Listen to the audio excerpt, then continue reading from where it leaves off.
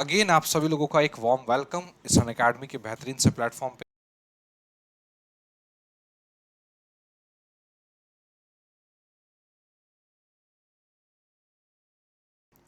सो इस बेहतरीन से बड़े अनअकैडमी के प्लेटफॉर्म पे मैं सुचित शुक्ला आप सभी का अगेन वार्म वेलकम के साथ इस अनअकैडमी के बारे में थोड़ा सा बताना चाहता हूं। जैसा कि आप सभी को पता है मेरे प्यारे दोस्तों, अनअकैडमी पे आप सभी लोगों को प्लस आइकॉनिक 2 वेरिएंट में सब्सक्रिप्शन अवेलेबल है, जिसमें आपको personal guidance, study planner, study material expert की गाइडलाइंस के साथ टेस्ट का प्रॉपर तरीके से एनालिसिस कर पाएंगे। इस तरीके से प्लस आइकॉनिक 2 वेरिएंट में सब्सक्रिप्शन अवेलेबल है, जिसमें अगर आप लोग आइकॉनिक सब्सक्रिप्शन लेते हैं तो आपको 50,000 का कोर्स पड़ेगा। मगर ये जो कोड है, अगर आप इस कोड को इस्तेमाल करते हैं SUCHIT10, तो आपको 10% का इंस्टेंट डिस्काउंट मिलेगा और यही कोर्स आपको 50,000 से यही कोर्स 45,000 का पड़ेगा, मतलब आपको 5,000 का डिस्काउंट मिल जाएगा। नेक्स्ट अगर हम लोग बात करें आगे, तो 20,000 का कोर्स है प्लस का, जिसमें अगर आप एक कोड इस्तेमाल करते हैं SUCHIT10, तो आपको 10% का इंस्टेंट डिस्काउंट के साथ यही कोर्स आपको ऑनली 18,000 का पड़ेगा। सो प्लस आइकॉनिक 2 वेरिएंट में सब्सक्रिप्शन अवेलेबल है, आप सभी लोग इन सब्सक्रिप्शन को ले सकते हैं। हमारे पास कुछ काफ़ी अच्छे बैचेस आए हुए हैं, आप सारे लोग इन बैचेस को एंजॉय कर सकते हैं, आप सभी लोग इन बैचेस को ले सकते हैं।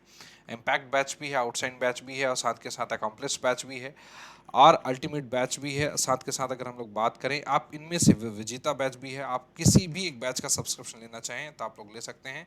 आपको एक सिंगल सब्सक्रिप्शन में आप सभी लोग इन सारे बैचेस का सब्सक्रिप्शन आप लोग पा सकते हैं। नेक्स्ट हमारे पास प्रहार बैच भी है, आप सभी के सामने आउटशाइन बैचेस भी है और एलिवेटेड बैच भी है। आप इन सभी कोर्सेज का सब्सक्रिप्शन ऑनली एक सिंगल सब्सक्रिप्शन में ले सकते हैं और वो कोड है आपका सुचित10। देखिए यहाँ पे मैंने कोड भी लिखा हुआ है सुचित10। अगर आप इस कोड को इस्तेमाल करते हैं तो आपको 10% का इंस्टेंट डिस्काउंट आप सभी लोगों को मिल जाएगा और आप एक सिंगल सब्सक्रिप्शन से आप इनमें से किसी भी कोर्सेज को ज्वाइन कर सकते हैं। बोलो मेरे साथ हाय है ना। सो आप सभी लोगों को ये बात समझ में आ गई। नेक्स्ट अगर हम लोग बात करें आगे, इंगेज बैच भी है हमारे पास। अगर हम लोग बात करें अचीवर्स बैच भी है। बक्स बाउंटी भी कोई भी अनअप्रोप्रिएट अगर कोई कंटेंट पाया जाता है तो रिपोर्ट करके मैक्सिमम प्राइस भी जीत सकते हैं आप सभी लोग। नेक्स्ट अगर हम लोग बात करें, देखिए ध्यान से स्पेशल क्लास के कुछ फीचर्स की बात करूं मैं। सो स्पेशल क्लास के कुछ फीचर्स है, जैसे हमारे पास इंटरेक्टिव लाइव क्लासेस, आप also learner as raise hand every miss class, lecture notes any time anywhere है कि आप लोग वीडियो को भी एक्सेस पा सकते हैं।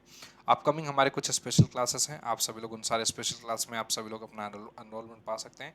और कुछ रिकॉर्डेड स्पेशल क्लास हैं आप सब लोग, जिसमें जो भी हमारे पास अनअकैडमी लर्निंग एप्लीकेशन डाउनलोड करके जो भी पुरानी जो क्लास जो रिकॉर्डेड है आप सभी लोग उनको देख सकते हैं। नेक्स्ट अगर हम लोग बात करें एनवायरमेंट एंड सस्टेनेबल डेवलपमेंट, जो मैं आप सभी लोगों को पुरानी क्लास में पढ़ा रहा था, सेम शुरुआत आप सभी लोगों के लिए दोबारा मैं आप सभी लोगों के लिए लेके आया हूँ।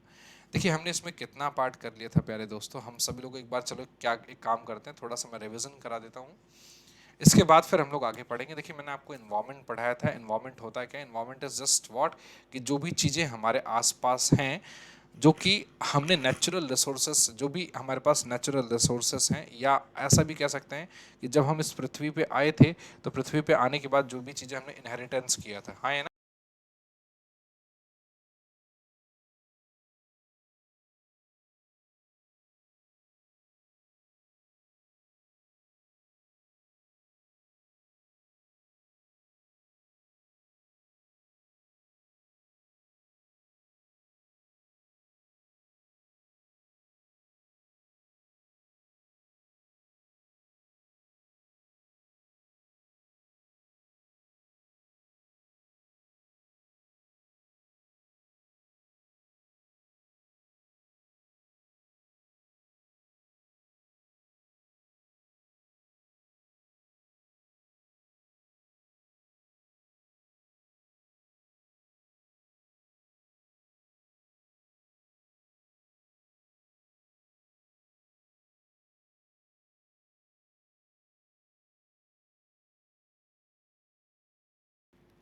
चलिए, सो एनवायरमेंट एंड सस्टेनेबल डेवलपमेंट की बात करेंगे। सो मैंने आपको बताया था एक बात क्या, कि जो भी हम अपने इन्वायरमेंट से इनहेरिटेंस करते हैं, जो भी हमारे पास आसपास, जब भी देखो, जब एक हम लोग बोल सकते हैं जब से पृथ्वी बनी है, पृथ्वी बनने के बाद, है ना, जब से पृथ्वी का हमारे पास निर्माण हुआ है, निर्माण होने के बाद जो भी चीज़ें हमने आसपास इनहेरिटेंस किया है, हमने वहाँ से नेचुरल रिसोर्सेज से जो लिया है, that is all the environment. Sustainable development का मतलब होता है सबका साथ सबका विकास।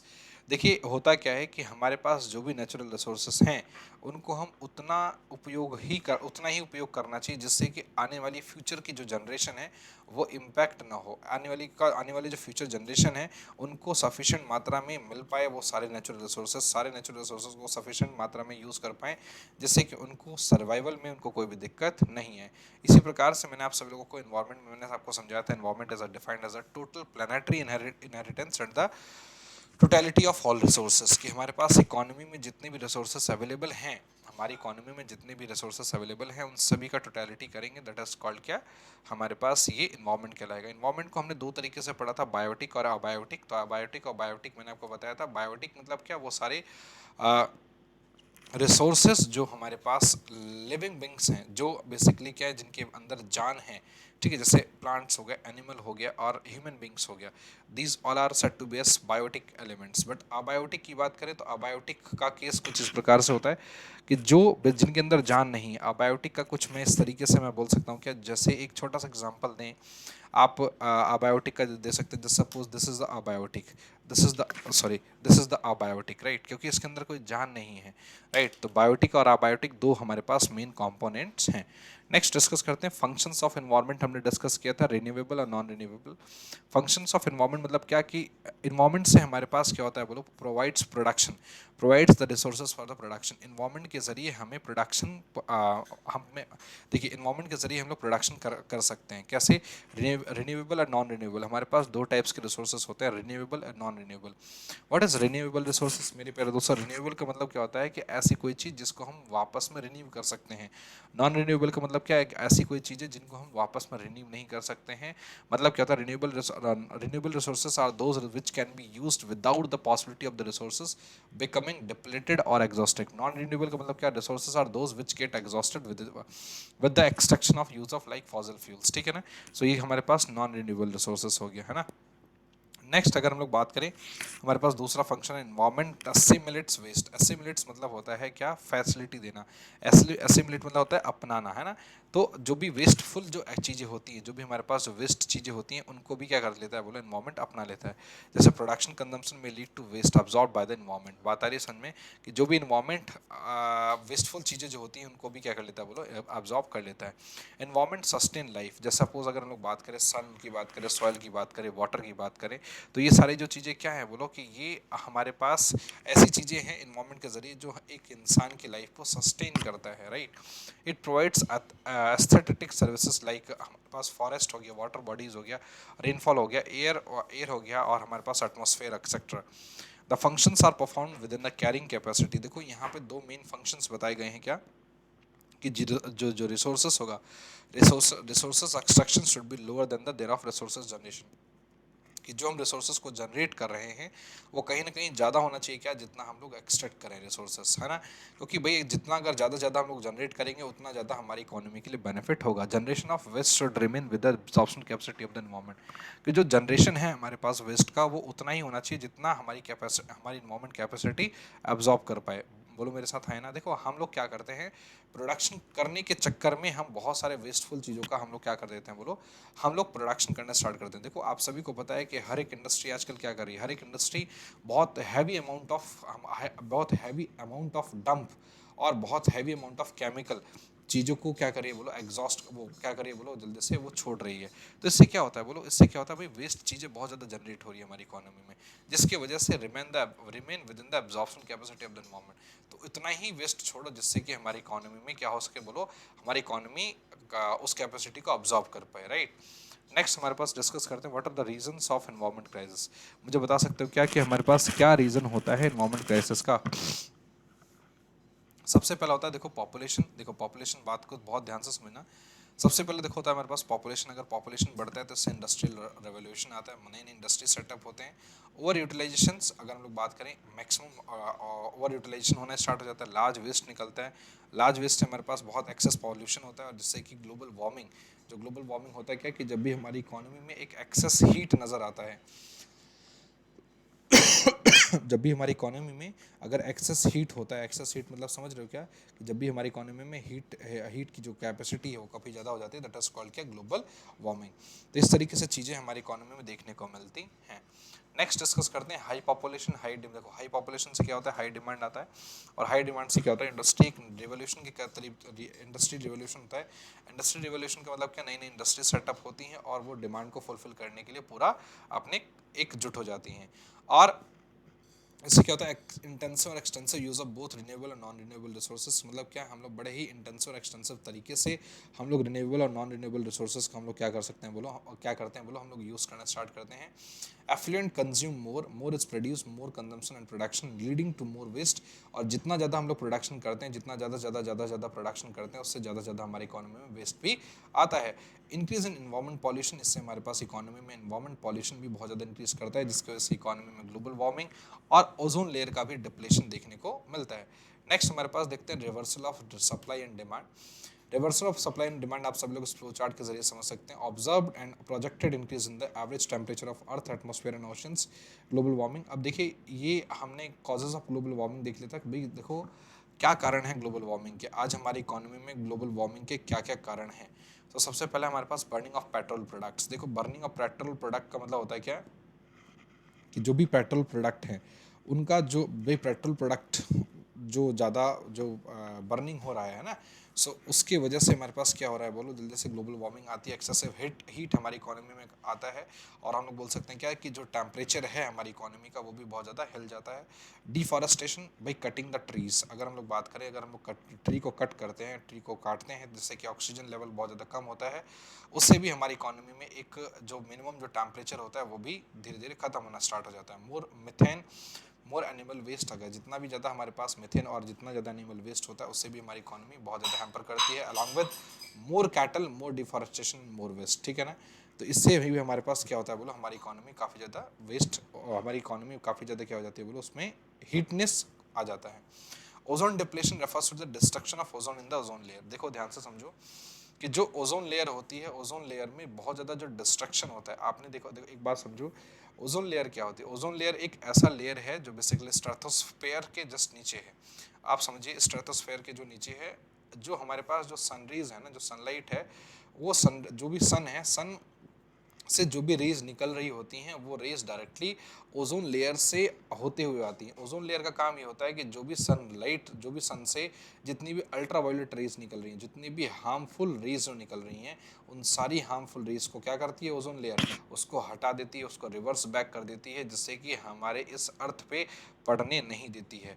अगर एक भी अल्ट्रावायलेट रेज पड़ जाएगा तो सीधा का सीधा जो है जीवन पे, मतलब वो इंसान मृत्यु हो जाती है उस इंसान की। आप मेरी बात को समझ रहे हो ना ध्यान से।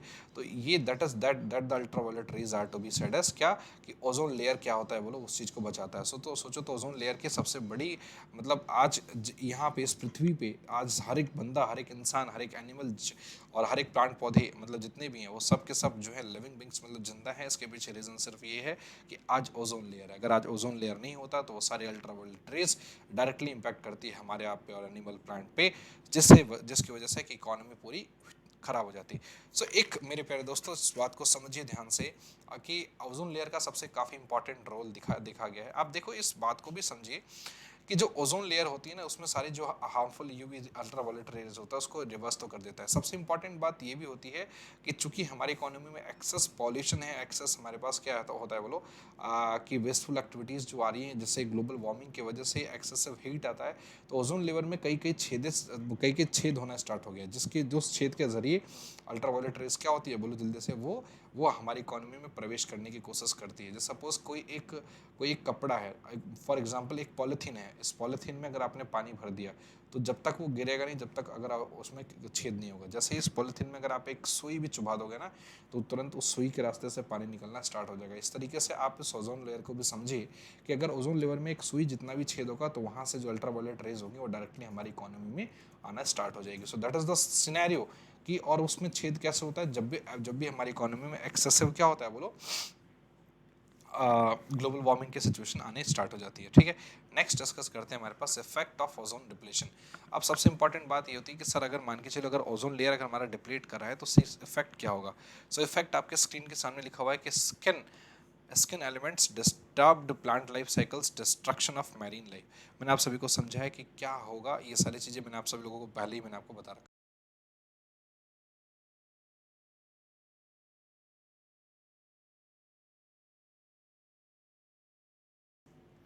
ठीक है ना। नेक्स्ट डिस्कस करें मॉन्ट्रियल प्रोटोकॉल्स। देखिए मॉन्ट्रियल मॉन्ट्रियल प्रोटोकॉल्स देखो क्या है।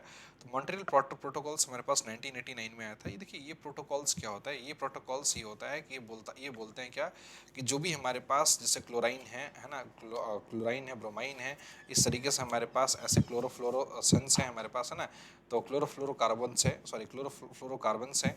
सो ऐसे कुछ हमारे पास क्या है बोलो कि ऐसे बहुत सारे केमिकल्स हैं जिसके इस्तेमाल से, ऐसे बहुत सारे हमारे पास मतलब केमिकल्स हैं जिनके इस्तेमाल से हमारी इकोनॉमी में एक्सेसिव हीट या एक्सेसिव पॉल्यूशन या इतना ज़्यादा पॉल्यूशन आ जाता है कि ओजोन लेयर में दिक्कत आ जाती है। तो जिसकी वजह से एक मॉन्ट्रियल प्रोटोकॉल्स बनाया गया 1989 में, और इस प्रोटोकॉल्स के तहत हर एक कंट्री को बोला जाता है कि आप बहुत कम से कम इन सारे केमिकल्स का इस्तेमाल करें जिससे कि कोई भी इकॉनमी हैम्पर ना करे।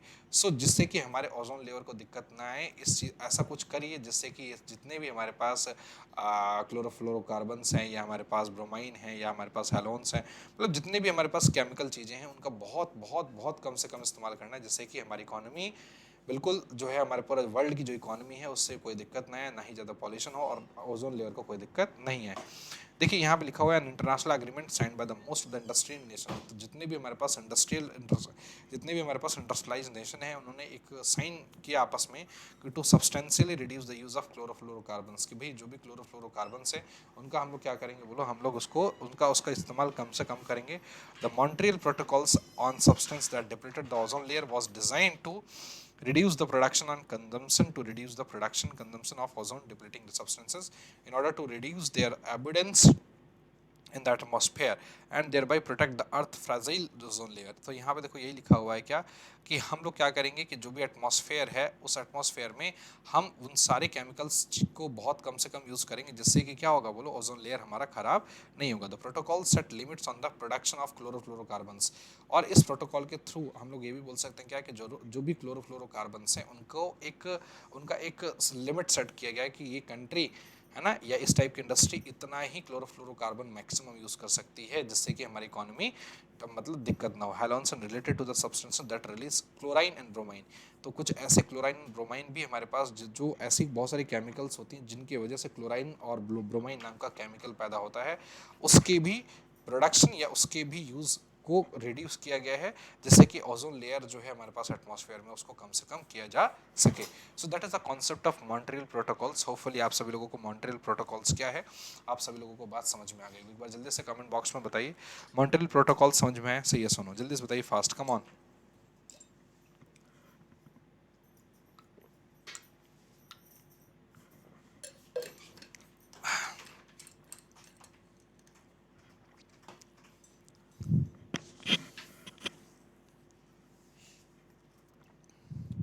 चलिए, सो स्टेट ऑफ इंडियाज एनवायरमेंट, अगर हम लोग बात करें स्टेट ऑफ इंडियाज एनवायरमेंट की बात करें, सो देखिए यहाँ पे डिकन प्लेट्यू है। डिकन प्लेट्यू हमारे पास देखो कुछ हमारे पास जो अगर इंडिया की इन्वायरमेंट की बात करें, सो हमारे पास ये देखो हमारे पास ये चार चीज़ें जो दे रखी हैं वो क्या है, देखो जैसे डिकन प्लेट्यू है। तो डिकन प्लेट्यू में हमारे पास फैंटास्टिक कॉटन ग्रोइंग ग्राउंड्स है, मतलब हमारे पास डिकन प्लेट्यू एक ऐसा प्लेट्यू है जो हम लोग बोल सकते हैं क्या, एक फैंटास्टिक कॉटन ग्रोइंग ग्राउंड्स है। इंडो गैंगेटिक प्लान्स है जैसे प्लेन्स है, जैसे हमारे पास most fertile high density of population. अगर हम लोग बात करें अनइवन फॉरेस्ट कवर, अगर हम लोग बात करें प्रोवाइड ग्रीन्स वाइल्ड लाइफ, या मिनरल्स की बात करें तो आयरन और कोल, नेचुरल गैस, बॉक्साइट या कॉपर को क्रोमेट या डायमंड्स, गोल्ड, लीड या lignite, manganese, zinc, uranium. India alone account for the world's 20% of the iron ore reserves. मतलब इंडिया के पास खुद अकेले का, हमारे पास अगर बात करें इंडिया के अकाउंट की तो वर्ल्ड में अराउंड 20% आयरन ओर का जो है रिजर्व हमारे पास भारत के पास ऑलरेडी रखा हुआ है। नेक्स्ट हमारे पास डिक्टोमी है। So contrasting forces responsible for the environmental degradation in India. So poor और एफ्लुएंट, देखो यहाँ पे देखो क्या बोला गया है कि चेंजेस टू एनवायरमेंट। अगर हम लोग बात करें चेंजेस टू एनवायरमेंट की, बहुत बेसिक से बहुत चीज़ों को बहुत ध्यान से रखना समझना। Land degradation, deforestation, soil erosion, biodiversity losses और एयर पॉल्यूशन। देखो हमारे इन्वायरमेंट में क्या क्या और कैसे कैसे चेंजेस देखने को मिलते हैं, जैसे लैंड डिग्रेडेशन हो गया, डिफॉरेस्टेशन हो गया, सॉइल इरोजन हो गया, बायोडाइवर्सिटी लॉसेस हो गया, एयर पॉल्यूशन हो गया। ठीक है, तो हमारी इकोनॉमी के लिए कुछ चैलेंजेस जो हैं, जैसे land degradation, deforestation, soil erosion, biodiversity losses और एयर पॉल्यूशन, ये हमारे पास पांच, ये हमारे पास ऐसे पांच मेनली हमारे पास चैलेंजेस है जो हमारे इन्वायरमेंट को फेस करना पड़ता है। आइए एक एक को हम लोग बहुत डिटेल में पढ़ने की कोशिश करते हैं। सो स्टार्ट करें। हाँ या ना बताइए जल्दी से। देखिए लैंड डिग्रेडेशन का मतलब क्या होता है? Land degradation refers to the decline in the overall quality of soil. अगर मान के चलिए कि हमारी इकोनॉमी की जो भी हमारे पास सॉयल की क्वालिटी है, अगर उसकी क्वालिटी में अगर मान के चलो रिड्यूस होता है, land degradation is just nothing but what land degradation refers to the decline in the overall quality of the soil, water और vegetation condition caused by the human action. कि जो भी हमारे पास जो भी मतलब ह्यूमन एक्शन के थ्रू जो भी ह्यूमन बींग हैं, उस ह्यूमन बींग के एक्शंस के थ्रू जो भी हमारे पास ओवरऑल क्वालिटी ऑफ सॉइल अगर रिड्यूस होती है या वाटर या और वेजिटेशन फैसिलिटी रिड्यूस होती है, सो वो एक सिनेरियो है किसका, बोलो, लैंड डिग्रेडेशन का। तो ये हमारे पास नेचुरल भी है, मैनमेड भी है, पुअर मैनेजमेंट भी है, और हम लोग बोल सकते हैं क्या, लॉस ऑफ न्यूट्रिएंट्स भी है, पुअर प्रोडक्शन एंड प्रोडक्टिविटी। देखो, लैंड डिग्रेडेशन का साधारण सा अपना मीनिंग है कि हमारे पास ओवरऑल जो भी हमारे पास ज़मीन इकोनॉमी में अवेलेबल है, अगर उनकी क्वालिटी ऑफ सॉइल, जो हमारे पास सॉइल की जो क्वालिटी होती है, अगर वो डाउन होती है, या वाटर की क्वालिटी अगर बहुत ज़्यादा डाउन डाउन आपने देखा, आपने इस चीज़ को कहीं देखा भी होगा, मुझे ऐसा कुछ खास बताने की ज़रूरत नहीं है, आपने इस चीज़ को कहीं कई बार फेस भी किया होगा, ऐसा बहुत जगह आप गए होंगे तो वहाँ पे देखा होगा, यार इसका पानी बहुत खारा है, बहुत भयंकर लेवल पर खारा होता है, जो आप पानी पी नहीं सकते। ऐसे बहुत जगह देखा होगा जहाँ पे पानी बहुत मीठा होता है, मतलब मैं आपको क्या ही बताऊँ। एक जगह की बात है कि हम सभी लोग प्लॉट लेने जा रहे थे, तो वहाँ की खास बात यह है कि वहाँ पे ना उस ज़मीन का पानी अगर आप पी लोगे ना, मैं जगह का नाम भी बता देता हूँ आपको, जलालपुर नाम था। हमने वहाँ पे, भाई आप बिलीव नहीं करोगे, मैं वहाँ पे जब जाने लगा रात को, मतलब मैं ये बोल सकता हूँ कि थोड़ा सा लेट नाइट हो गया था, करीब 9 साढ़े 9 बज गए थे, और फिर हमें एकदम से बताया कि भाई चलो आ जाओ, आप प्लॉट देख लो। तो वो एरिया बड़ा सुनसान था, मतलब वहाँ पे आप दिन में नहीं जा सकते, रात तो बहुत बड़ी बात है, मतलब बहुत ज़्यादा सुनसान, बहुत ही ज़्यादा बेकार रास्ते, जंगल टाइप का था। तो मेरे पिताजी ले गए वहाँ पे। तो जब हम गए, बहुत देर तक गए, माँ के जी मैं यहाँ तो भाई पॉसिबल नहीं लेना।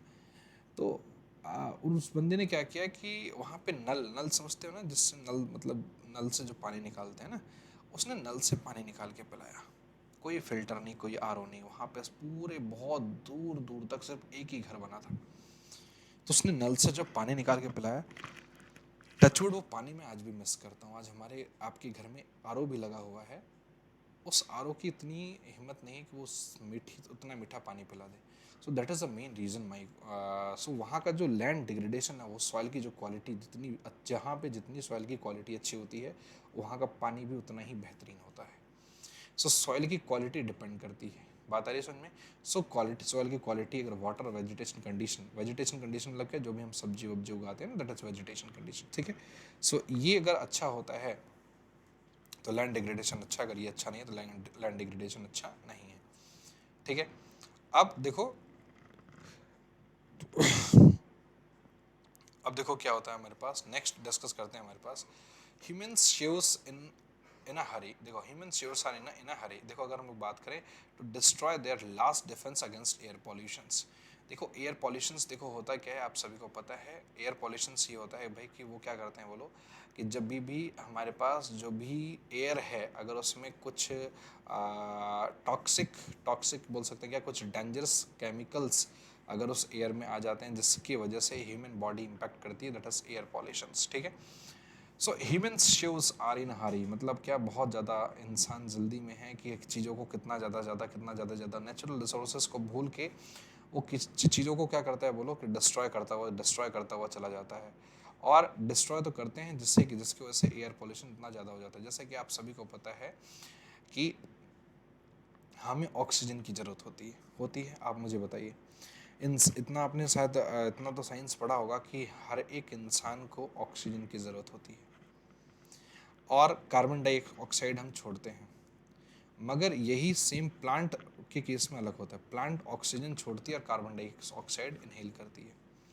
आज जितने भी प्लांट पौधे, पेड़ पौधे हैं, अगर हम सबको, अगर हम जो काटते हुए जो चले जा रहे हैं ना, अगर हम सभी को वापस में हम काटते हुए चले जाएंगे, तो एक बात मुझे बताइए कि कोई वो ऑक्सीजन अगर छोड़ेंगे तो क्या वो ऑक्सीजन अगर नहीं छोड़ेंगे तो हमें क्या ऑक्सीजन मिलेगी? क्या नहीं मिलेगी। आज वो ऑक्सीजन छोड़ रहे हैं तो हमें ऑक्सीजन मिल रही है। अगर सारे प्लांट ही नहीं रहे तो ऑक्सीजन मिलेगी कहाँ से? नहीं मिल पाएगी। तो अगर जब सारे प्लांट नहीं है तो ऑक्सीजन नहीं मिल पाएगी, इससे क्या होगा बोलो? हमारा जो हेल्थ है वो क्या करेगा? अल्टीमेटली डायरेक्टली वे में इम्पैक्ट करेगा। अरे हाँ है ना। तो अगर हमारा जो हेल्थ अगर डायरेक्टली वे में इम्पैक्ट करेगा तो उससे दिक्कत आ जाएगा। तो that is the scenario which we can see, right? बोलो हाँ है ना। कोई दिक्कत हो, कोई परेशानी है तो मुझे बताइए जल्दी से, फास्ट। ठीक है, नेक्स्ट डिस्कस करते हैं। देखो ट्रीज आर, हाय देखो यहाँ पे एक सिनेरियो देखो लिखा हुआ है क्या? Hi my name is Shanti, I have been residence of a ray of 25 years born and brought up here। ठीक है, यहाँ एक मतलब बोल रहा है कि मैं एक शांति नाम का पेड़ हूँ और मैं यहाँ पे 25 सालों से मैं यहाँ पे 25 साल हो गए मुझे यहाँ पे मतलब जन्म लिए हुए। प्लांट भी अपने आप को बोल रहा है। I heard that even squatters get rights. ठीक है, so why am I uprooted. देखो मतलब क्या कि हमने ये देखा क्या भाई कि कोई हमें काटेगा तो हमें क्यों बड़ा क्यों किया गया काटने के लिए? तो ये कुछ बोला गया, hi am the body and I have some observation to share, so where by reservation in quotas. ठीक है, apparently son of the soils have especially privileged in this state, I am not just on the son of the soil, I am also its protector। बिल्कुल सही बात है। so where are the my reservation on quota? तो ये भी plants का भी कुछ अपना डिस्कशन है जिसकी वजह से हम लोग ये बताया जा रहा है। चलिए, deforestation involves the permanent destruction of indigenous forest and Woodlands. सबसे इंपॉर्टेंट बात करते हैं। देखो सबसे इंपॉर्टेंट बात करते हैं जो कि हमारे लिए आज बहुत इंपॉर्टेंट है, डिफॉरेस्टेशन। देखिए डिफॉरेस्टेशन का मतलब क्या होता है? डिफॉरेस्टेशन का साधारण सा मीनिंग है क्या? डिफॉरेस्टेशन का साधारण सा मीनिंग है क्या? Cutting the trees. ठीक है, जब हम पेड़ों को काटते हैं तो उसको डिफॉरेस्टेशन बोलते हैं। So my dear student, deforestation की अगर हम लोग बात करें, so deforestation involves the permanent destruction of indigenous forest and woodlands. ठीक है, कि जो भी हमारे पास इंडिजिनियस फॉरेस्ट हैं, जो भी हमारे पास ऐसे फॉरेस्ट जहाँ पे खूब सारे ग्रीनरीज हैं, खूब सारा मतलब हमारे पास ग्रीन एलिमेंट्स हैं। ठीक है, तो अगर हम लोग क्या करते हैं बोलो, परमानेंट डिस्ट्रक्शन करते हैं, उनको अगर हम लोग खराब करते हैं या उनको कट करते हैं या जो भी हमारे पास वुडलैंड्स है उनको अगर हम लोग खत्म करते हैं, so that is a scenario of deforestation. So disturb ecological balance, इससे क्या होता है बोलो? इससे हमारे पास जो इकोलॉजिकल जो बैलेंस होता है ना, हमारी इकोनॉमी का बैलेंस होता है वो खराब हो जाता है। Human population 17% of the world. ठीक है ना, कि हमारे पास जो ह्यूमन का जो पॉपुलेशन होता है अराउंड 17% होता है। 20% of world livestock population, only 2.5% of world area. Per capita forest land is only 0.08 hectare against requirements of 0.47. More floods, soil erosion, heavy siltations of dams and change in climate. ठीक है, that is the scenario of deforestation। ठीक है, और इसी से जो deforestation से क्या होता है, बहुत ज़्यादा फ्लड्स भी आता है इकोनॉमी में, सॉइल इरोजन भी होता है, हैवी सल्टेशंस भी होता है, हैवी सल्टेशन ऑफ डैम्स भी होता है, चेंजेस इन द क्लाइमेट। तो ये हमारे पास देखो क्या होता है कि ये सारे सिनेरियोज होते हैं हमारे पास deforest.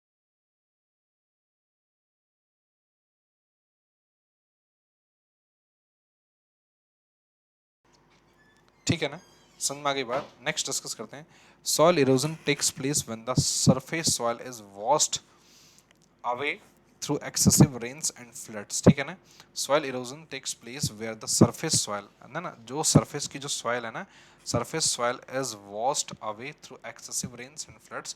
deforestation is one of the main reason of soil erosion। देखो अगर हम लोग अगर deforestation करते हैं ना तो उससे soil erosion का सबसे मेन और सबसे मोस्ट इंपॉर्टेंट कारण है deforestation। ठीक है, soil erosion at the rate soil erosion at the rate 5.3 billion tons a year of the country। बात समझो ध्यान से कि जो soil erosion का जो रेट है वो कितना है बोलो? हमारे पास at the rate of 5.3 billion tons a year for the country। वाह, है ना, 0.8 metric ton of nitrogen loss। ठीक है, हम लोग इतना जो है खोते हैं। 1.8 metric ton of phosphorus loss, 26.3 metric ton of potassium loss, nutrients loss of 5.8 metric ton to 8.4 metric ton every year। ये हमारे पास कुछ डेटा है, बस आपको बस ध्यान रखना।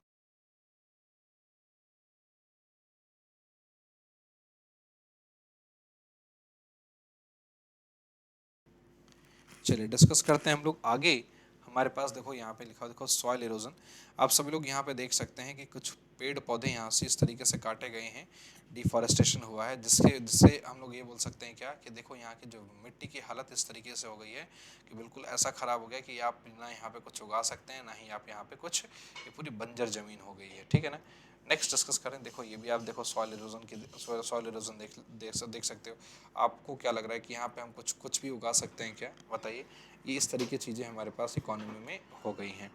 नेक्स्ट डिस्कस करते हैं हमारे पास बायोडाइवर्सिटी लॉसेस। देखिए बायोडाइवर्सिटी क्या होता है। Biodiversity is defined as the variability among living organism, ठीक है, from all sources including terrestrial, marine and other aquatic ecosystem and the ecological complexes of which they are a part, ठीक है। Conservation and sustainable use of biodiversity is fundamental to ecological sustainable development, ठीक है। देखो यहाँ पे biodiversity loss has serious economic and social cost for any country as many plant and animal species are severely threatened by the destruction of their habitat and over exploitation of resources। देखो biodiversity losses का मतलब क्या होता है कि biodiversity losses का मतलब होता है, biodiversity is defined as the variability among living organisation, ठीक है ना, कि जो हमारे पास हमारे इकोनॉमी में जो भी हमारे पास वेरिएबिलिटी है, जो भी हमारे पास लिविंग ऑर्गेनाइजेशन के उस पे, जो कि सारे सोर्सेज पे, including terrestrial, marine and aquatic ecosystem, the ecological complexes of which they are a part, ठीक है ना। बात आ रही सुन में। अब इसके बाद देखो लिखा हुआ है कि conservation and sustainable use of biodiversity is fundamental.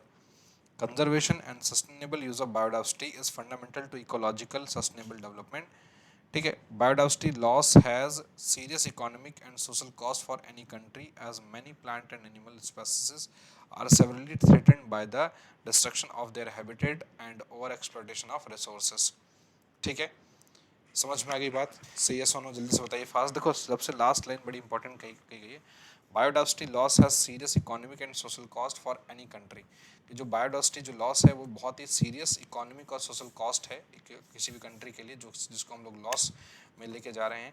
as many plants and animal species are severely threatened by the destruction of their habitat and over exploitation of resources। बहुत ज़्यादा हम किसी रिसोर्सेज का इतना ज़्यादा इस्तेमाल कर ले रहे हैं जिससे कि हमारे इकोनॉमी में जो भी हमारे पास बहुत सारे ऐसे प्लांट्स हैं, जो भी ऐसे बहुत सारे एनिमल स्पेसीज हैं, वो सारे के सारे क्या हो रहे हैं बोलो, वो बहुत ज़्यादा खराब होते चले जा रहे हैं। बोलो मेरे साथ है ना, कोई दिक्कत तो नहीं ना, बोलो हाँ है ना।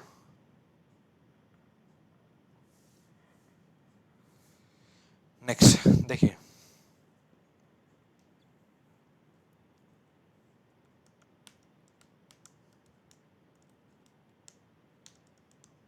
देखिए इस ये डायग्राम दिया हुआ है, इस डायग्राम के ज़रिए आप चीज़ों को देख सकते हैं, इस डायग्राम के ज़रिए आप सभी लोगों को सारी चीज़ें मिल सकती हैं, इस डायग्राम के ज़रिए आप सभी लोग चीज़ों को पा सकते हैं, इस डायग्राम के ज़रिए आप बायोडाइवर्सिटी का क्या वेब है आप सभी लोग उसको भी देख सकते हैं।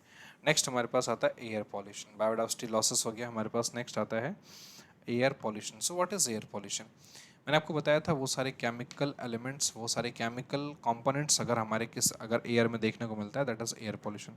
Air pollution is just nothing but what air pollution is the presence of material in air, ठीक है ना। एयर पॉल्यूशन क्या होता है कि वो प्रेजेंस ऑफ मटेरियल जो कि एयर में होता है in such concentration which are harmful to man and the environment, कि एक ऐसा एयर पॉल्यूशन मतलब क्या होता है कि वो presence of material in air such concentration which are harmful to man, जो हमारे मैन के लिए काफ़ी ज़्यादा क्या होगा बोलो, हार्मफुल होगा, बहुत ज़्यादा हार्मफुल इम्पैक्ट होगा। व्हीकल एमिशंस, भाई बिल्कुल सही बात है। देखो air pollution is the presence of material in air, कि हमारे पास वो मटेरियल एयर में प्रेजेंट हो जिससे कि which are harmful to man in the environment, जो बेसिकली किसी मैन और एनवायरनमेंट के लिए बहुत ज़्यादा हार्मफुल हो। तो हमारे पास देखो पहला है vehicle emissions, increase in the number of vehicles. अगर हमारे पास नंबर ऑफ व्हीकल्स इंक्रीज होता है तो उससे हमारे पास क्या बोलते हैं बोलो, व्हीकल एमिशंस होता है। 3 lakhs इन 1951, 6.7 करोड़ इन 2003, 14.18 करोड़, देखिए किस तरीके से बढ़ रहा है 2011। और अगर हम लोग बात करें इंडिया 10 मोस्ट इंडस्ट्रियलाइज नेशन, अगर हम लोग बात करें पूरे दुनिया में इंडिया जो है 10वें नंबर पे है इंडस्ट्रियलाइज नेशन के। अनप्लान्ड अर्बनाइजेशन की हमारे पास जो अर्बनाइजेशन जो हुआ है हमारी कंट्री में बिल्कुल अनप्लान्ड वे में है।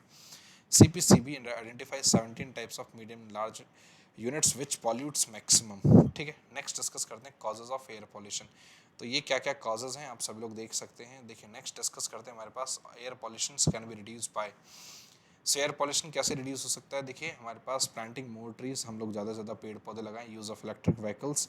आप सभी को पता है कि हमारी इकोनॉमी में इलेक्ट्रिक व्हीकल्स आ चुके हैं। सो इलेक्ट्रिक व्हीकल्स का जितना ज़्यादा ज़्यादा हम लोग इस्तेमाल करते हैं, इससे जो पेट्रोल, जो फॉसिल फ्यूल्स है हमारी इकोनॉमी में, वो बंद हो जाता है और हमारे पास फॉसिल फ्यूल के बंद होने से हमारी इकोनॉमी बहुत साफ सुथरे और बहुत अच्छे तरीके से बहुत अच्छे तरीके से चलती है। हाँ है ना। यूजिंग इन्वायरमेंट फ्रेंडली व्हीकल्स, हमारे पास जो भी इन्वायरमेंट फ्रेंडली व्हीकल्स हैं उनका भी यूज़ करना हमारे लिए क्या होता है बोलो, उनका भी यूज़ करना मेरे प्यारे दोस्तों, बहुत ध्यान से समझना, उनका भी यूज़ करना जो है हमारी इकोनॉमी के लिए काफ़ी अच्छी चीज़ होती है। हाँ है ना, किसी प्रकार की कोई दिक्कत और कोई परेशानी नहीं होना चाहिए। आप सभी लोगों को बात यहाँ तक समझ में आ गई? एक बार जल्दी से बताइए, फास्ट है ना? चलो बताओ जल्दी से, फास्ट, कम ऑन।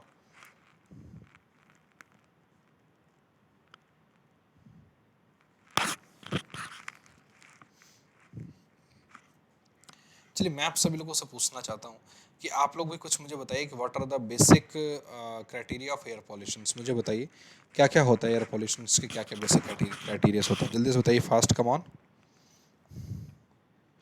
देखते हैं।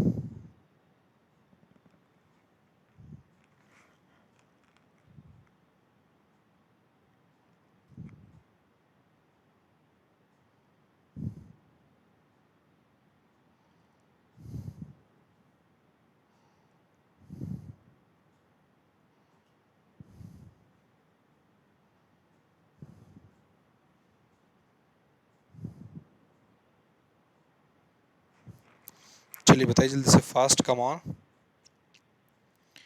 चलिए जल्दी से बताइए, फास्ट, कम ऑन।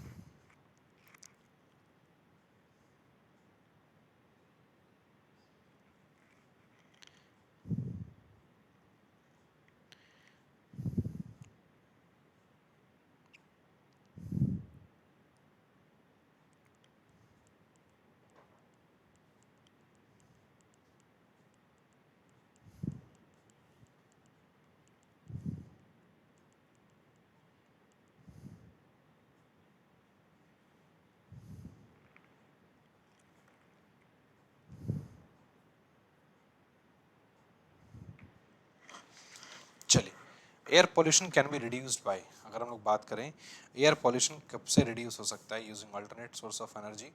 देखो यहाँ पे हो सकता है कि जो हम लोग अभी इलेक्ट्रिक का यूज़ कर रहे हैं ना, अगर हम लोग मान के चलिए जो सनलाइट लेते हैं, सोचिए सनलाइट से हमारे पास क्या होगा बोलो, कि इससे हमारे पास इकोनॉमी में बहुत सारा जो पॉल्यूशन है वो कम हो सकता है।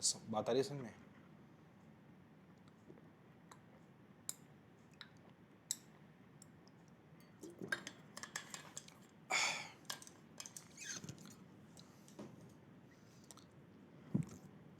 ठीक है ना, कि जो बहुत सारा जो सोर्स ऑफ एनर्जी है वो बहुत ज़्यादा, वो क्या हो सकता है बोलो, जल्दी से कम हो सकता है यूजिंग पब्लिक ट्रांसपोर्ट, है ना। अगर मान के चलो, अगर हम लोग पब्लिक ट्रांसपोर्ट को यूज़ करते हैं तो उससे भी क्या होता है बोलो, जल्दी से हमारे पास क्या होता है बोलो, अगर हम लोग पब्लिक ट्रांसपोर्ट को भी यूज़ करते हैं तो उससे भी क्या होता है बोलो, हमारी इकोनॉमी में एयर पॉल्यूशन काफ़ी ज़्यादा कम होता है। Next, ways to control pollution. ठीक है, हमारे पास देखो पॉल्यूशन को कंट्रोल करने के लिए क्या वेस्ट हो सकता है, मुझे बताइए जल्दी से, फास्ट, कम ऑन।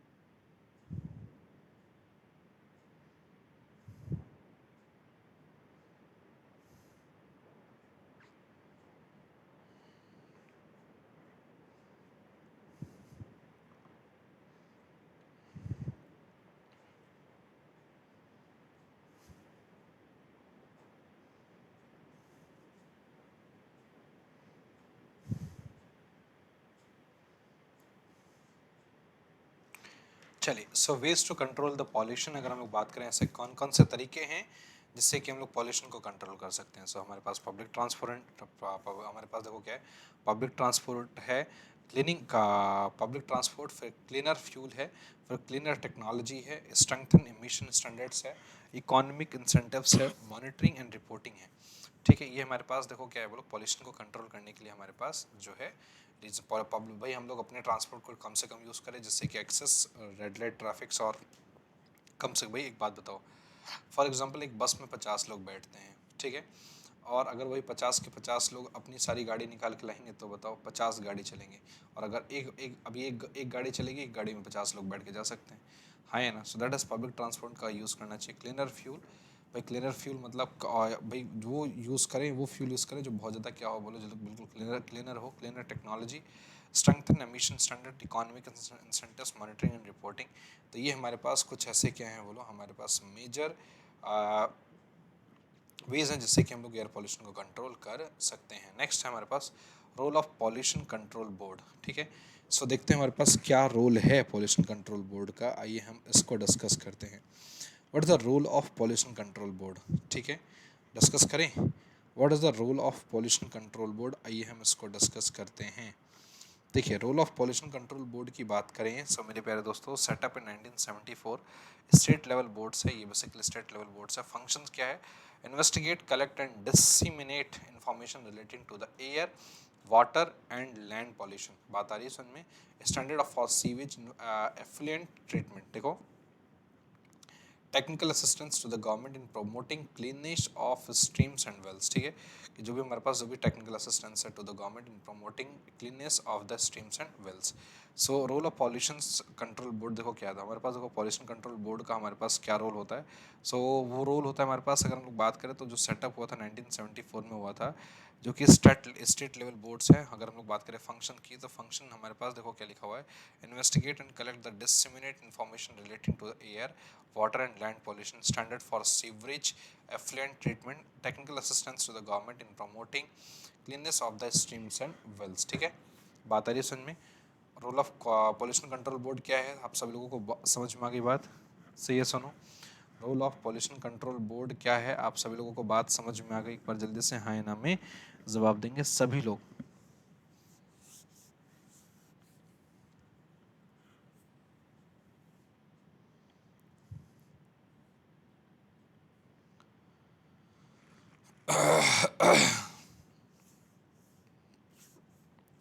तो जो भी हमारे पास स्ट्रीम्स और वेल्स वेल्स मतलब जो कुएं हैं ना, उसको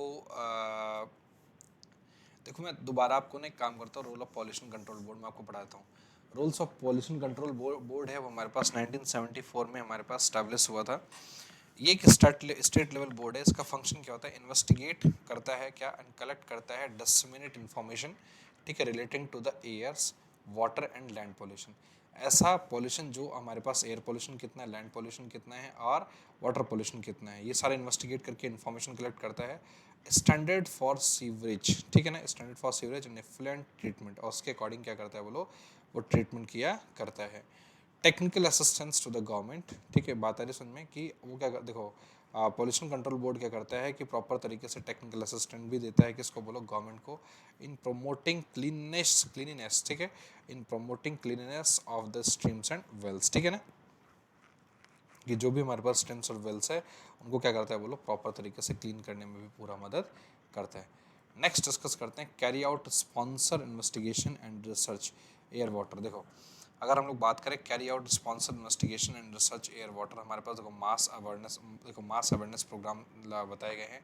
prepare manuals, code and guidelines, treatment and disposal of sewerage, assess air quality, है ना, inspect industries, state district, provide background air quality data needed for the industrial setting and town planning, monitor quality of water in rivers, wells, lakes, creeks, ponds, tanks, drains and canals। तो ये हमारे पास देखो क्या है, monitor quality of water in rivers, wells, lakes, है ना, creeks, ponds और टैंक्स और ड्रेन्स एंड कैनल्स। तो हमारे पास देखो ये क्या है, हमारे पास ये सारी चीज़ें हमारे पास फंक्शंस है किसके, हमारे पास पॉल्यूशन कंट्रोल बोर्ड की। नेक्स्ट डिस्कस करते हैं सस्टेनेबल डेवलपमेंट। आइए हम सस्टेनेबल डेवलपमेंट का साधारण सा डेफिनेशन है, मगर है अपने आप में बहुत बड़ी चीज़। व्हाट इज सस्टेनेबल डेवलपमेंट, देखिए सस्टेनेबल डेवलपमेंट की अगर बात करें तो sustainable development is nothing but what, कि sustainable development is a development that meets the needs of the present without compromising the ability of future generation to meet their own needs. ठीक है, कि sustainable development का साधारण से meaning ये होता है कि सस्टेनेबल डेवलपमेंट एक ऐसा डेवलपमेंट होता है जो हमारे जो प्रेजेंट नीड्स हैं उनसे मीट करता है, जो भी हमारे पास जो प्रेजेंट नीड्स हैं उनसे मीट करता है without compromising the ability of future generation to meet their own needs. बात आ रही है समझ में?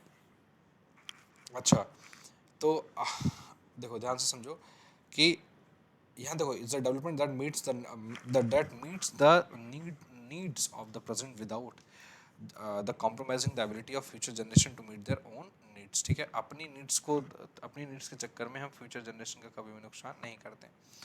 अच्छा, Gro Harlem Brundtland first introduce the concept of sustainable development 1987। इन्होंने सबसे पहली बार जो इंट्रोड्यूस किया था 1987 में इंट्रोड्यूस किया था। He was then the prime minister of Norway's and the chairman of the world commission on the environment and development. ठीक है ना। नेक्स्ट डिस्कस करते हैं, sustainable development is a development which will allow all future generation to have potential average quality of life. कि sustainable development एक वो development होता है जो क्या करता है, अलाउ करता है फ्यूचर जनरेशन के लिए, जो एक is a development which will allow all future generations to have potential average quality of life that is at least as high which is being enjoyed by the current generation, to leave a stock of quality of life for next generation, balance between economic growth and environment preservation। Economist ने बोला हुआ कि stock of overall capital assets to remain stable. ठीक है ना, economist ने बोला हुआ है क्या कि stock of overall capital asset to remain stable. ठीक है, sustainable development meets basic needs of all people, particularly the poor, ensure growth of agriculture, manufacturing and service sector to meet these needs। जैसे हमारे पास AIIMS की बात की गई है यहाँ पे, sustainable and equitable use of resources, prevent further damage to our life support system, to conserve nature, the biodiversity and other resources for long term food security. How to achieve the sustainable development. देखिए हमारे पास एक अच्छा important scenario आप सभी के सामने है कि how to achieve the sustainable development.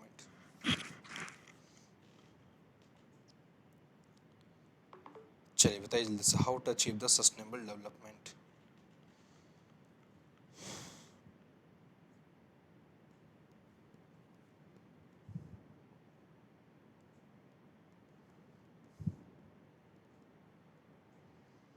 चलिए बताइए भाई, सभी लोग बताएंगे how to achieve the sustainable development. Sustainable development को कैसे अचीव करें।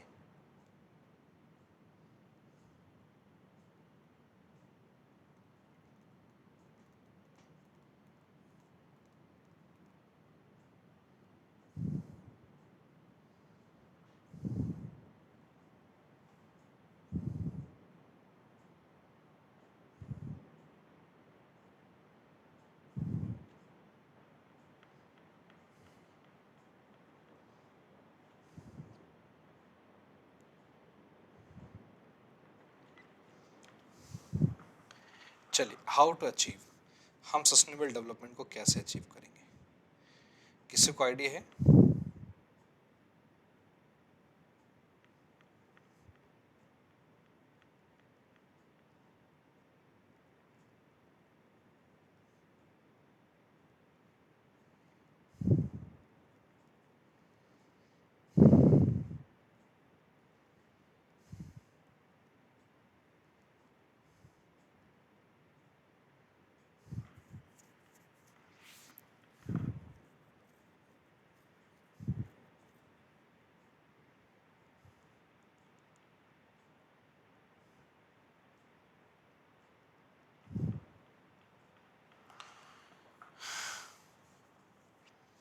चलिए, आप सभी लोगों ने उम्मीद करता हूँ रीड कर लिया होगा कि हम सस्टेनेबल डेवलपमेंट को कैसे अचीव कर सकते हैं।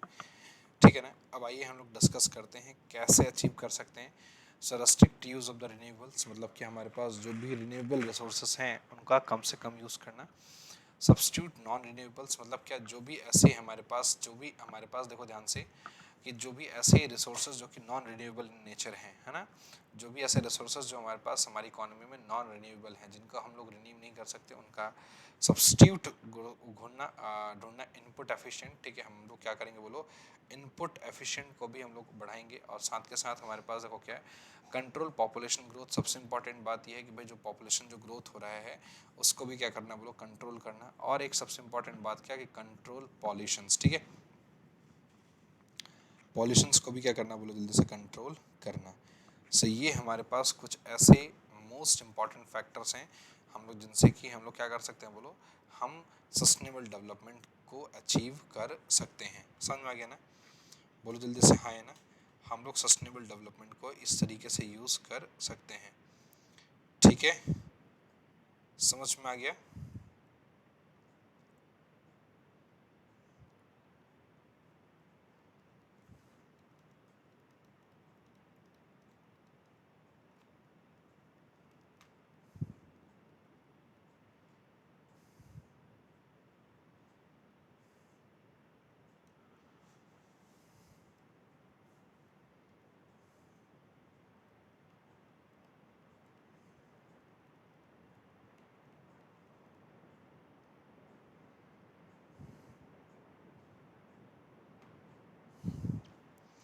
चलिए, सभी को समझ में आ गया कि नहीं आ गया, बताओ जल्दी से fast.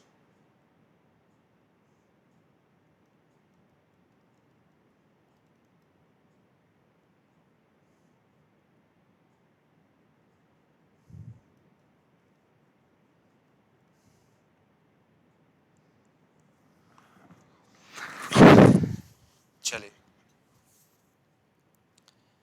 How to achieve the sustainable development. तो हमारे पास ये जो है 3 और 2 5, पाँच की पांचों चीज़ें कंप्लीट हो गई। नेक्स्ट डिस्कस करते हैं। नेक्स्ट हमारे पास आ जाता है स्ट्रैटेजीज फॉर सस्टेनेबल डेवलपमेंट। क्या क्या स्ट्रैटेजीज होंगी, जैसे non conventional energy, cleaner fuel, setup mini hydel plants. ठीक है, हमारे पास जो भी मिनी हाइडल प्लांट्स हैं उनको सेटअप करना। Traditional knowledge and practice, bio compost है ना, कंट्रोल बायोपेस्ट। ठीक है, changes in the consumption patterns. ठीक है, तो ये हमारे पास स्ट्रैटेजीज हैं जिससे कि हम लोग सस्टेनेबल डेवलपमेंट को अचीव कर सकते हैं।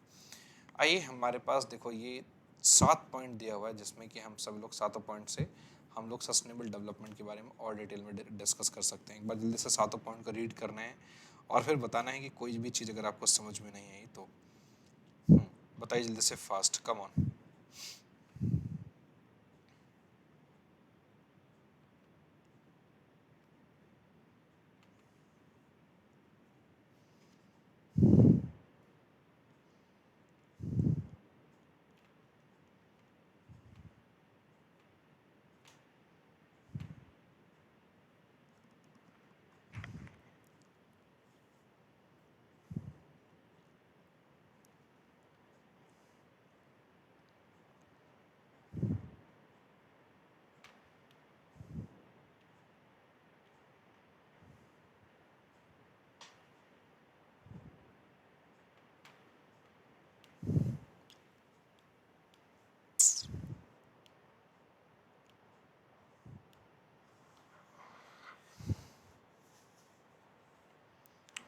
चलिए देखते हैं, हम लोग डिस्कस करते हैं आगे। Non conventional sources of energy, wind power and solar to replace thermal and hydro power, totality of population free. Use of cleaner fuels, जैसे सीएनजीज हो गया हमारे पास। देखो हम लोग क्या करेंगे, जैसे सीएनजीज हो गया हमारे पास, अगर हम लोग बात करें जो भी रूरल एरियाज़ में हैं, जो भी रूरल एरियाज़ हैं उस वहाँ पे सीएनजीज का इस्तेमाल करना। ठीक है, इस तरीके से हमारे पास जो है एलपीजी या गोबर गैसेस, इन सब चीज़ को इस्तेमाल करना। ये सारी जो चीज़ें क्या हैं बोलो, हमारे पास ये हमारे लिए ये हम लोग बोल सकते हैं non conventional sources of energy है। मिनी हाइडल प्लांट्स हमारे पास अगर बात करें, जैसे perpetual streams, local demand, large scale transmission tower not required for it, traditional knowledge of and practices are used, biocompost, organic foods। ठीक है, बायोपेस्ट, नीम, जैसे biopest की अगर हम लोग बात करें, जैसे नीम हो गया, बर्ड्स हो गया, स्नेक्स हो गया, लिजार्ड हो गया, सो आउल्स हो गया, मतलब उल्लू है ना, सो पिकॉक्स हो गया। सो चेंजेस इन द, हमें क्या करना पड़ेगा बोलो, कंजम्पशन के पैटर्न में हमें चेंज करना पड़ेगा, to consume for the need and not for the greed. So that is the main concern that what we try to understand about this concept। ठीक है, सो हमारे पास non conventional sources of energy, जैसे ये हमारे पास non conventional sources of energy जैसे wind power हो गया। So wind power and solar, wind power solar का मतलब होता है to replace the thermal and hydro power, totality pollution free, use of cleaner fuels मतलब क्या, सीएनजी रूरल एरियाज, और जो भी मतलब जो भी क्लीनर फ्यूल्स होते हैं, जैसा सीएनजी होता है उसमें काफ़ी कम पॉल्यूशंस होता है, तो सीएनजी का इस्तेमाल करना है। तो ये सारी जो चीज़ें होती हैं वो हमें देखने को मिलता है। नेक्स्ट डिस्कस करते हैं पावर बूस्टर है। देखिए पावर बूस्टर में बेसिकली यहाँ पे ये बताया गया है कि क्या क्या सिनेरियो हमने अभी तक पढ़ा हुआ है ना। चलिए पावर बूस्टर एक बार पढ़ लीजिए आप लोग, ठीक है। पावर बूस्टर आप सभी ने खुद पढ़ना है एक बार, चलिए पढ़िए।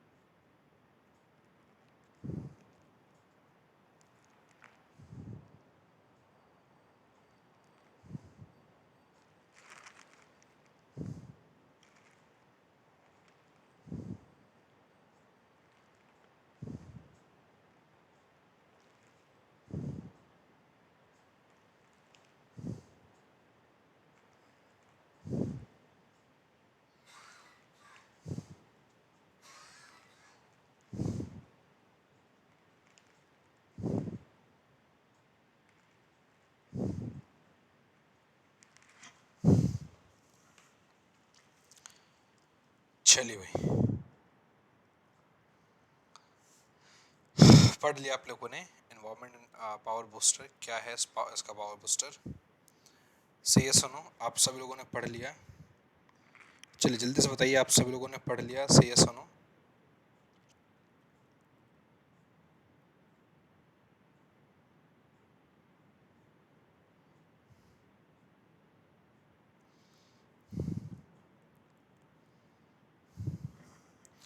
चलिए देखिए पावर बूस्टर में देखो हमारे पास लिखा हुआ है क्या, एनवायरमेंट प्रोटेक्शन एक्ट 1986, ठीक है। मतलब पावर बूस्टर में कुछ अच्छी चीज़ें भी लिखी होती हैं, देखो ध्यान से।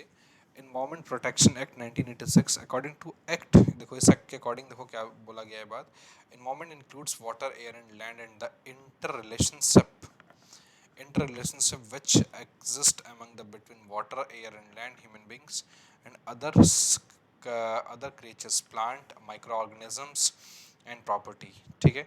सो इन्वायरमेंट इंक्लूड्स, इन्वायरमेंट में क्या क्या इंक्लूड करता है ये यहाँ पे बता रखा है। The main objective of the act is to provide protection and the improvement of environment and for matters connected therewith.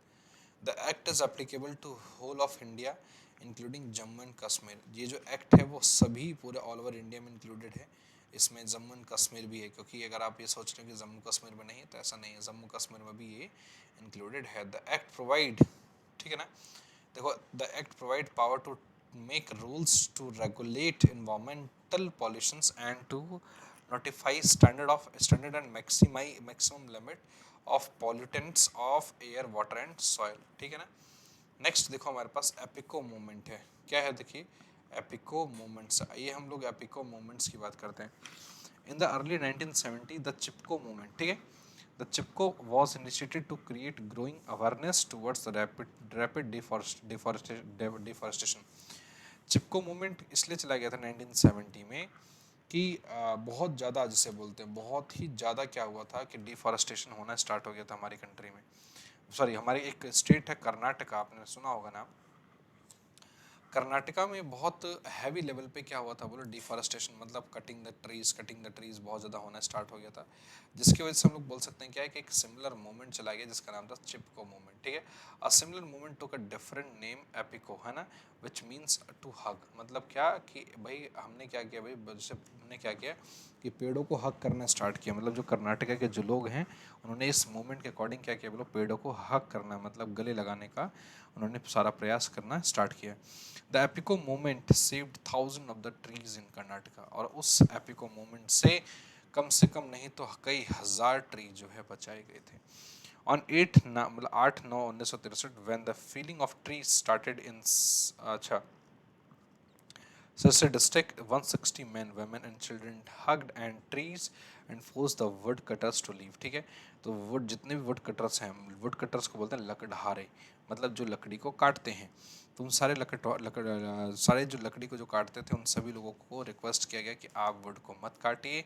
और जो भी एक हमारे पास जब सिरसी डिस्ट्रिक्ट में देखा गया कि अराउंड हमारे पास 160 मैन एंड वुमेन मिला के वो क्या कर रहे थे, वो लोग पेड़ों को हक कर रहे थे।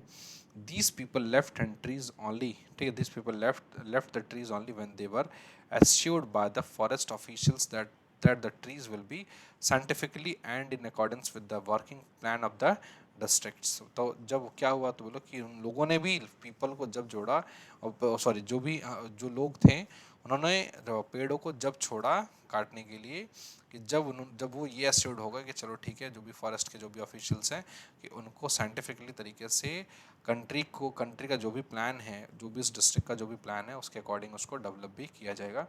This people save 12,000 trees and within the month these movements are spread to many adjoining districts. तो वहाँ के जो भी एडजॉइनिंग डिस्ट्रिक्ट्स हैं, मतलब जो भी आसपास के जो ज़िले हैं, ये सारे ही ज़िले में धीरे धीरे ये फैलता चला गया। और एक ऐसा टाइम आया कि एपिको मूवमेंट काफ़ी अच्छा, बहुत अच्छा फैलता गया।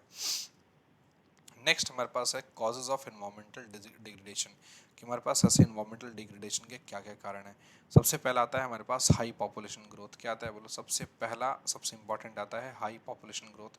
भाई इन्वायरमेंटल डिग्रेडेशन का मतलब होता है क्या, कि अगर मान के चलो बहुत ज़्यादा पॉपुलेशन ग्रोथ है, बहुत ज़्यादा पॉपुलेशन बढ़ रहा है ना, तो ये भी पॉपुलेशन ग्रोथ भी हमारे पास क्या है बोलो, कि ये इन्वायरमेंटल डिग्रेडेशन का सबसे अच्छा एग्जाम्पल है। ठीक है ना, हाँ है ना, सभी को बात समझ में आ गई। देखिए नेक्स्ट हमारे पास देखो क्या लिखा, population explosion is the one of the major cause for the degradation of the environment. Annual growth of about annual growth of about 2% has contributed to severe and accelerating degradation of the natural resources। ठीक है, अच्छा it is eating into natural resources more than the desirable and putting into the system more waste than they can absorb। ठीक है, industrial pollution in India, unplanned and uncontrolled growth of industries is creating। ठीक है, अगर हम लोग India की बात करें सो बहुत ही अनप्लैंड और बहुत ही अनकंट्रोल्ड जो ग्रोथ है हमारी इंडस्ट्री में क्या हुआ बहुत जल्दी से क्रिएट होने लगा। Huge atmosphere pollution regularly, moreover industrial waste of various factories. ठीक है, जो भी हमारे पास इंडस्ट्रियल का जो भी इंडस्ट्री का बहुत सारा जो वेस्ट था बहुत सारी फैक्ट्रीज में देखने को मिला, are constantly being discharge in rivers, lakes and seas, creating huge health hazards. ठीक है, इससे क्या होने लगा, बहुत ज़्यादा हेल्थ हैजार्ड भी देखने को मिला। Increasing urbanisation. ठीक है, हमारे पास अगर बात करें तो हमारे पास इससे अर्बनाइजेशन भी इंक्रीज होने लगा। Increasing urbanisation has to rapid in recent decades with biggest towns which at a faster rate। ठीक है, the infrastructure देखो the infrastructure service have come under severe strain, thereby depleting the precious environments resources of base city. अच्छा, इससे देखो environment degradation से बहुत ज़्यादा poverty भी आ जाती है। Wide spread poverty is another reason for the environment degradation. ठीक है, देयर इज अ लैक, देखो there is a reckless felling of the trees by the poor to be used as a fuel. ठीक है ना, there is अ, ये लिखा हुआ reckless. ठीक है, reckless feeling of trees by the poor to used as a fuel. ठीक है, the poor people earn their living through activities like gathering of forest produce, collect and firewood, excessively intensive use of a small piece of land and fishing in various ponds and rivers। ठीक है, तो that is called क्या, मास poverty. समझ में आ गया ना, बोलो हाँ है ना, ये हमारे पास मास पॉवर्टी का अच्छा सा एग्जाम्पल है। किसी प्रकार की कोई दिक्कत हो कोई परेशानी है तो मुझे बताइए जल्दी से, फास्ट कम ऑन, जल्दी से बताइए, फास्ट कम ऑन बताइए।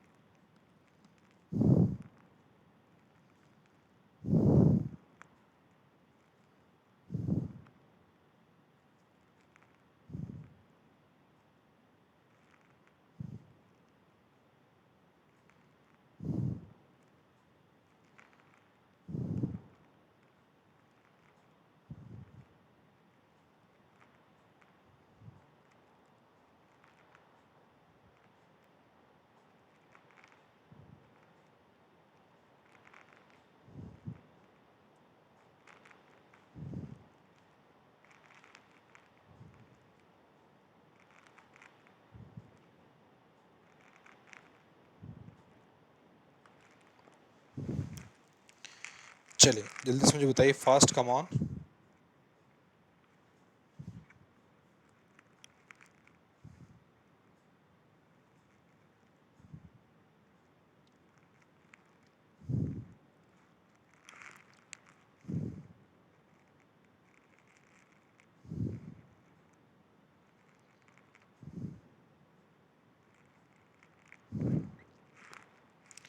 चलिए